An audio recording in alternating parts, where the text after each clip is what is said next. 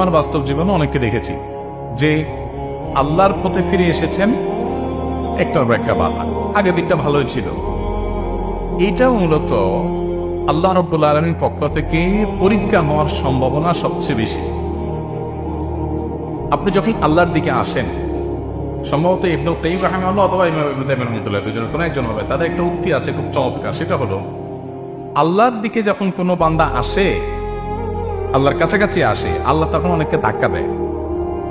ধাক্কা দেন বলতে ফিজিক্যালি ধাক্কা না, মানে আল্লাহ রাব্বুল আলামিন পরখ করতে চান। আল্লাহ সব জানেন কার ভেতরে কি আছে না আছে, তিনি আলিমুল বিজাতি সুদূর, কিন্তু তিনি প্রমাণ করতে চান যে এই যে আমার দিকে আসছে, এই আশাটা পিওর কিনা, আসলেই সে আমার দিকে আসছে কিনা।